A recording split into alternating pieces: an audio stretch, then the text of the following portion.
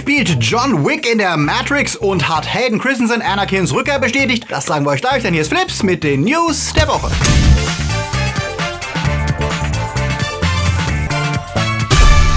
Die Themen der Woche. Watchmen greifen ein. Suicide Squad wird riesig. Ist in neuer Serie. Jurassic Park Kurzfilm überrascht. Pearl Harbor Reloaded. Arnie for President. Und wird Death Stranding langweilig? Flips wird im September unterstützt von unseren Flips Guardians. Anja Scholz, Akoya, Daniel Schuh, der Twaslöper, JFK Faker, Sepp Kerschbaumer, T-Unit CB, Silko Pillasch, Dark System, Sterntor 1, Alter I und Wir, Toni Barth, Derby, Luca Kamens, Marc-André Schreiber und Nanoska. Ein großer Dank geht auch an unsere Flips Junior Guardians. Vielen Dank für euren Support. Wenn dir unsere News gefallen, drück auf den Abo-Knopf. Und für News unter der Woche folgt uns auf Twitter, Facebook oder Instagram. Jurassic World 2 kam beim Publikum und der Kritik schlechter an als Teil 1, spülte aber weltweit immer noch souveräne 1,3 Milliarden Dollar in die Kinokassen, womit Teil 3 ja schon feststeht. Doch bevor Regisseur Colin Trevorrow sich ganz dem Film widmen konnte, hat er einen 8 Minuten Kurzfilm im Jurassic Universe gedreht, der eine Brücke schlagen soll zwischen Teil 2 und 3. Am Ende des zweiten liefen ja Dinos frei in der Gegend herum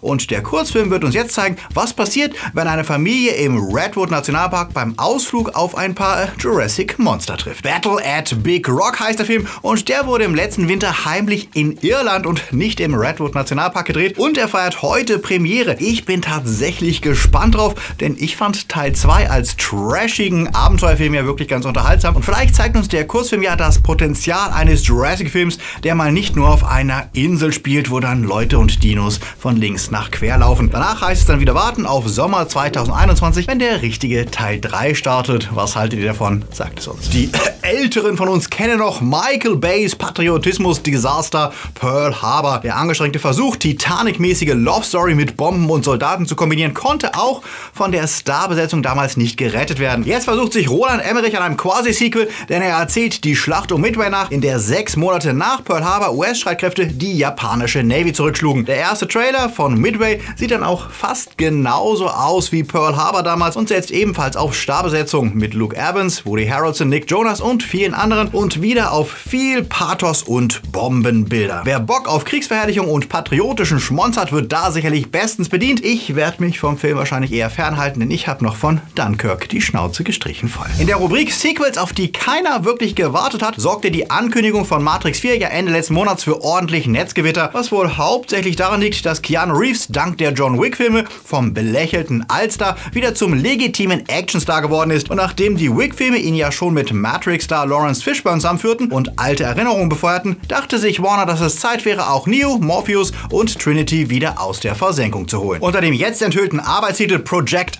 Ice Cream laufen die Vorbereitungen und schon im kommenden Jahr könnte der Dreh starten mit Keanu Reeves, Carrie-Anne Moss und vielleicht auch Michael B. Jordan als junge Morpheus, obwohl das noch im Gerüchtestatus ist. Regie führt mit Lana, eine Hälfte der Wachowski-Schwestern, das erste Soloprojekt der Geschwister, die sonst immer zusammen Regie führten. Lily Wachowski ist mit der Serie Walk in Progress für den Sender Showtime beschäftigt, hat Matrix 4 aber ihren Segen gegeben. Lana wird auch das Drehbuch schreiben, zusammen mit David Mitcher und Alexander Herman, mit dem sie bereits in der Serie Sense8 und Cloud Atlas zusammenarbeitete. Und während die Planungen für Teil 4 von Matrix auf vollen Touren laufen, gilt dasselbe auch für John Wick 4 und der Regisseur Chad Stahelski spricht offen darüber, weitere Matrix-Allstars für seinen Film zu casten. Kein Wunder, er kennt sie noch gut aus seiner Zeit, als er Action-Choreograf und Stuntman für Keanu für Matrix 1 bis 3 war. Da bleibt eigentlich nur noch eine Frage. Wird Teil 5 dann ein Crossover, in dem wir erfahren, dass die ganze Welt von John Wick nur in der Matrix stattfand und Wick und Neo dieselbe Person sind? So ganz unwahrscheinlich ist das nicht. Matrix gehört zu Warner und Warner ist zumindest in Großbritannien auch der Verleih von John Wick. Und immerhin gibt es genug Dinge in John Wick, die mit logischem Denken nicht zu erklären sind, aber perfekt passen, wenn die Welt dort nur eine Matrix wäre. Was haltet ihr von der Theorie? Sagt es uns in den Kommentaren. Erinnert ihr euch noch an Kung Fury? Okay, in Meme-Jahren ist das Jahrhunderte her, aber es war tatsächlich erst 2015, dass ein halbstündiger Kurzfilm das Netz begeisterte, in dem trashiger 80s-Look mit einer völlig bekloppten Story eine unheilige Allianz einging. Fokuhila-Helden, Triceratops-Cops und Nazis, Knight Rider, cheesy Cartoons und 8-Bit-Grafik. Alle Klischees der 80er kondensiert in einem sehr weirden Film. Schon damals träumte Regisseur David Sandberg, der übrigens nichts mit dem gleichnamigen Shazam-Regisseur zu tun hat, davon einen Spielfilm aus Kung Fury zu machen. Und wie es aussieht, war das keine leere Drohung, denn wie Arnold Schwarzenegger jetzt auf Twitter bestätigte, haben die Dreharbeiten zu dem Spektakel begonnen und er ist dabei als Präsident der USA. Er schrieb, wir haben viel Spaß beim Dreh, Davids Visionen und Beharrlichkeit inspiriert mich, ich hoffe, sie inspiriert euch alle. Okay. Michael Fassbender soll ja angeblich auch dabei sein und wir sind da mal sehr, sehr gespannt und neugierig auf den ersten offiziellen Trailer zu Kung Fury, The Movie. Immerhin ist eine fiktive Zukunft mit Arnie als Präsident weniger deprimierend als die aktuelle Besetzung in der Realität. James Gunn kann sich über mangelnde Arbeit ja nicht beklagen. Neben dem von Fans sehnlichst erwarteten dritten Teil der Guardians of the Galaxy, die er nach viel Hickhacker jetzt doch wieder für Marvel drehen wird, hat er ja vorher noch einen Job für DC zu erledigen. The Suicide Squad, das Soft Reboot des vielgeschmähten Films von 2016. Der Film wird zwar eine Menge Darsteller aus Teil 1 wieder mit an Bord haben, soll aber eine ganz andere Tonalität haben und für sich selbst funktionieren. Diese Woche bestätigte Gunn auf Twitter die komplette Hauptbesetzung des Films und die deckt sich mit vielen der Gerüchte, die es gab und kann sich tatsächlich sehen lassen. Aus dem ersten Teil sind Viola Davis als Amanda Waller, Margot Robbie als Harley Quinn, Jay Courtney als Captain Boomerang und Joel Kinnaman als Rick Flag wieder mit dabei. Dazu kommen noch Leute wie John Cena, Nathan Fillion, Flula Borg,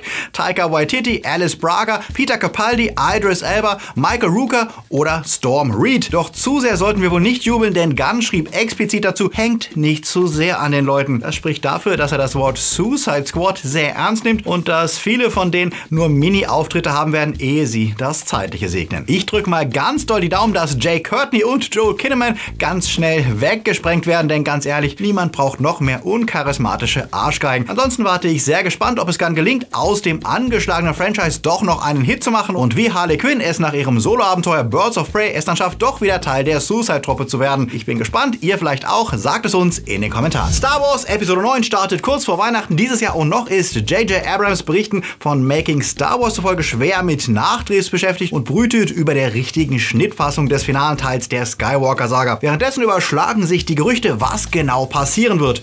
Das Neueste besagt, der Film beginnt nach dem Eröffnungstext mit dem Blick auf einen Waldplaneten, auf dem sich zwei mit weißen Helmen verhüllte Personen mit einem blauen und einem grünen Lichtschwert duellieren. Und als sie die Helme abnehmen, sehen wir, es sind Luke und Leia, und zwar genauso, wie wir sie am Ende von Die Rückkehr der Jedi-Ritter gesehen haben. Also in Jung. Wir sehen ein Flashback. In dem verrät Leia Luke, dass sie schwanger ist von Han Solo und wir wissen, Ben Solo wird die Galaxis für immer verändern und danach wechselt der Film dann in die Zeit nach Episode 8 und wir sehen, was Leia und die Resistance inzwischen getrieben haben. Stimmt das oder ist das wieder nur blühende Fanfantasie, die uns als Insider-Information verkauft wird? Die Kollegen von Midnight's Edge behaupten ja, sie hätten erfahren, dass die massenhaften Leaks zum Film, die in den letzten Wochen kamen, von allerhöchster Stelle stammen, nämlich von Lucasfilm selbst. Angeblich brüten die Macher nach den verheerenden Reaktionen auf Episode 8 und dem Flop von Solo darüber, wie sie es mit Teil 9 wirklich allen recht machen können. Es gäbe angeblich 6 völlig verschiedene Schnittfassungen des Films und mit den gezielten Leaks wollte Lucasfilm das Wasser antesten und schauen, welche Storyleaks gut ankommen und welche nicht, um dann danach die endgültige Schnittfassung zu basteln. Das klingt abenteuerlich, aber doch nicht ganz unmöglich. Wenn sie die Leaks selbst streuen, wäre auf jeden Fall sicher, dass sie jede Fassung davon auch umsetzen können, wenn die Fans positiv auf etwas reagieren. Denn das Letzte, was sie wollen, ist wohl ein weiteres Debakel wie damals mit Snoke. Und warum genau wurde nur eine Stunde bevor Hayden Christensen und Ian McDermott auf dem Fan-X-Event in Salt Lake City auftreten konnten, ihr Panel abgesagt? Die Vermutungen, dass Palpatine und Anakin Skywalker doch noch eine größere Rolle im Film spielen,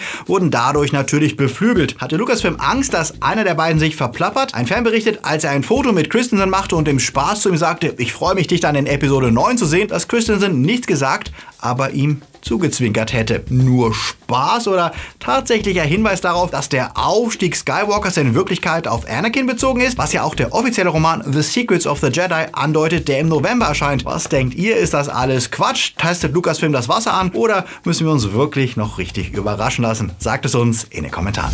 Serien Tales from the Streaming Wars. Während alle Augen auf den Krieg zwischen Disney und Netflix konzentriert sind, gibt es ja noch einen großen Player, der beim Streaming-Business mitmischen will. Apple, die mit ihrem Apple TV Plus ebenfalls im November loslegen. Im Vorfeld hat sich jetzt schon mal Disney-Oberboss Bob Iger aus dem Vorstand von Apple verabschiedet. Seit 2011 war er dort Mitglied, doch jetzt, da Disney und Apple in direkte Konkurrenz treten im Streaming-Krieg, wollte er sich wohl völlig auf Disney Plus konzentrieren und Interessenskonflikte vermeiden. Apple startet mit dem bisher niedrigsten Streamingpreis von $4,99 bzw. bei uns in Euro. Ab dem 1. November versprechen sie exklusive Serien und Filme in 4K HDR, wissen aber genau, dass sie von der Menge her weder mit Disney Plus noch Netflix mithalten können. können. Knapp unter 50 Shows, Filme, Serien und Zeichentrickshows sind derzeit angekündigt und in Produktion. Vom Spielberg-Reboot der Amazing Stories Show über eine Time-Bandit-Serie, Peanuts, Muppets und Apokalypsen-Shows wie Sie. Zum Start werden davon allerdings erst 11 verfügbar sein und ihr könnt euch in einem Probemonat anschauen, ob euch der Spaß dann wirklich 5 € im Monat wert ist und ob man das Angebot auch auf Nicht-Apple-Geräten vernünftig nutzen kann. Disney Plus hat zwar auch weniger Content als Netflix, kann aber auch auf viele Eigenproduktionen ihres Archivs zurückgreifen, zumindest in den USA, wo sie die Rechte daran halten. Apple muss sich also anstrengen, die Zuschauer zu überzeugen und betonen, sie würden auf Qualität statt auf Masse setzen, was angesichts der vielen Schrottserien und Filme, mit denen Netflix die letzten Monate zugemüllt wurde, auch nicht die schlechteste Ansage ist. Was meint ihr dazu? Schreibt es uns. In den USA startet Mitte Oktober Watchmen, die Serie, und ein neuer Trailer von HBO macht jetzt deutlicher, worum es genau geht. In einer alternativen Gegenwart ohne Internet und Smartphones geht es hoch her. Als Reaktion auf die maskierte rassistische Terrortruppe The 7th Cavalry, die Rorschach-Masken trägt und gezielt Polizisten angreift, fangen die Polizisten ebenfalls an, sich zu maskieren, was zur Folge hat, dass die Grenzen zwischen Gut und Böse immer weiter verschwimmen. Dazu gibt es noch selbsternannte Superhelden, die ebenfalls maskiert mitmischen. Showrunner Lindelof verspricht eine Auseinandersetzung mit den Vor- und Nachteilen von Anonymität, den Gefahren von Machtmissbrauch und den Verfall moralischer Werte. Die Watchmen-Comics dienen dabei nur als Inspiration für die Welt, werden aber nicht angetastet, was ihre Storys angeht. Die Serie spielt weit nach den Ereignissen, die dort stattfanden. Klingt eigentlich ziemlich gut, inklusive der üblichen Twists, die bei Lindelof seit Lost-Tagen dazugehören. Dass die Serie Fiktion ist, bleibt aber deutlich spürbar, denn dass Polizisten und Rassisten in den USA auf gegnerischen Seiten stehen,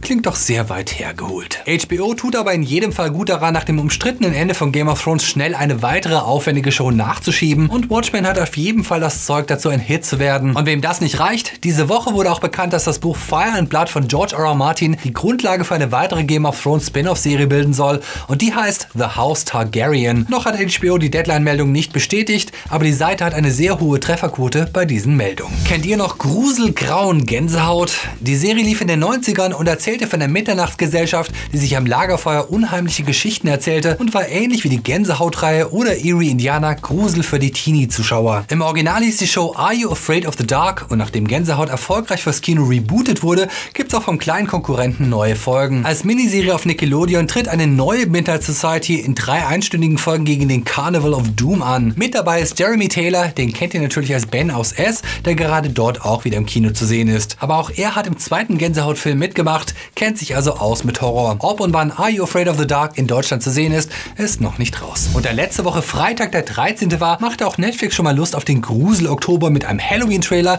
der auf neue Folgen von Sabrina, The Haunting of Hill House und haufenweise neue Horrorfilme und Serien wie In the Tall Grass, Eli, Marianne und viele mehr hinweist. Frei nach dem Motto Netflix and Chills. Nach der E3 und Gamescom sollte man meinen, gibt es nicht mehr so viel zu enthüllen für die Spielewelt 2019. Doch da ist ja noch die Tokio Game Show. Die fand letzte Woche statt und brachte uns immerhin einige Trailer, wie den vom Remake zu Final Fantasy VII, das neue Resident Evil Project Resistance, das als Multiplayer daherkommt und in dem 4 Spieler gegen einen Überzombie antreten müssen. Das erste DLC für Kingdom Hearts 3 mit dem Namen Remind, das wenig spektakulär wirkt. Und auch wenn ich kein Japanisch kann, wage ich mal zu behaupten, dass die Dialoge im Wesentlichen wieder aus Friendship, Friendship, Heartless, Heartless, Friendship, Friendship, Heartless und Eisessen bestehen. Und dann gab es ja noch über eine Stunde Gameplay von Hideo Kojimas Death Stranding zu sehen, plus einem neuen Trailer. Und ich muss sagen, ich werde mit jedem Trailer skeptischer, denn so allegorisch und fantastisch die Story auch ist, in der Kojima ja wohl seine eigene schmerzhafte Trennung von Konami verarbeitet hat, rein spielerisch sieht das echt wenig aufregend aus, wenn Norman Reedus die ganze Zeit durch eine Welt läuft, die aussieht wie eine irische Mooswerbung aus den 90ern. Was meint ihr dazu? Sagt es uns in den Kommentaren. Die letzten Wochen war es wieder ruhig, aber jetzt geht's wieder richtig los mit den Starts der Woche. Ad Astra zeigt Brad Pitt auf der Suche nach seinem Vater, und das nicht irgendwo, sondern auf dem Neptun. Das realistische Familien-Weltraumdrama widmet sich existenziellen Fragen und bietet beeindruckende Bilder. Das kam bei der Kritik gut an, die im Schnitt 8 Punkte vergeben für Ad Astra. Sylvester Stallone will's nochmal wissen und lässt nach dem enttäuschenden letzten 3 Sequels nochmal die Wumme sprechen. In John Rambos letzten Auftritt in Last Blood tritt er gegen mexikanische Menschenhändler an und zeigt, dass er auch mit 73 noch ordentlich den Abzug drücken kann. Ob er damit vielleicht doch noch an die Qualität des ersten Rambo-Films anknüpfen kann, das ist noch nicht raus, denn es liegt bis zum Starttag um 0 Uhr nachts ein Embargo auf dem Film. Ja. Angry Birds 2 ist wohl tatsächlich eine Überraschung, denn der zweite Kinoausflug der Casual Gaming Stars zeigt nicht nur, wie Schweine und Vögel gegen eine gemeinsame Bedrohung antreten, sondern ist sogar leidlich unterhaltsam und bekam positive Kritiken. Das reicht immerhin für knappe 6 Punkte im Durchschnitt für Angry Birds 2. Vergesst nicht, uns auf Instagram, Twitter oder Facebook zu folgen, wenn ihr nicht nur sonntags aktuelle News zu Filmen, Serien und Games wollt. Und wer es verpasst hat, am Freitag haben wir wieder eure Fragen beantwortet und widmen uns unter anderem der Frage, ob Star Wars 9 zum Flop wird. Und wenn ihr eine wirklich ausführliche Auseinandersetzung mit S Kapitel 2 sucht, seit gestern ist die neue Folge von Die Männer aus Saal 3 verfügbar, in der wir über die Stärken und Schwächen von Pennywise' zweiten Auftritt diskutieren. Der Link ist in der Beschreibung. Und mit dem nahenden Herbst geht's auch für uns in den Endspurt des Jahres. Wir brauchen dich als FLIPPS-Supporter. Wenn dir FLIPPS gefällt und du mithelfen willst, dass wir 2020 dabei bleiben, schau auf Patreon vorbei und werde zum regelmäßigen FLIPPS-Supporter mit Zugriff auf Discord, Podcast, Livestreams und andere kleine Goodies. Aber am wichtigsten, du hilfst FLIPPS zu sichern. Natürlich kannst du auch bei PayPal uns ganz easy und einmalig ein Trinkgeld zukommen lassen. Alle Links findest du unten in der Beschreibung. Und wenn ihr euch fragt, wer sind diese Leute hier und wie kann ich meinen Namen auch dort lesen? Das sind die FLIPPS Time Lords. Sie helfen zusammen mit den Guardians, Junior Guardians, Patronus und Padawans mit, dass FLIPPS seit über 2 Jahren existiert und ihr jede Woche frische News und Fakten bekommt. Deswegen sagen wir Ihnen auch in eurem Namen, danke, ihr seid cool. Und wer mag, kann sich dieser Truppe anschließen. Denkt dran, wir sind kommenden Freitag in Hamburg auf Kampnagel bei der TeenCon zu sehen. Das ist der Jugend-Internet-Kongress, bei dem extrem viele coole Leute wie Cold Mirror, Finn Kliman, Fettes Boot, kurz gesagt, die Rocket Beans, Ultralativ, Kleiner Bahana und viele, viele andere auftreten. Der Eintritt ist frei und hinkommen kann jeder, der unter 21 ist. Meldet euch jetzt an und holt euch Infos unter teencon.org. Wir freuen uns, wenn ihr uns da mal Hallo sagt. Und wir sind natürlich nächste Woche auch hier wieder für euch da. Bis dahin einen sonnig schönen Restsonntag. Seid nett zu anderen und läuft.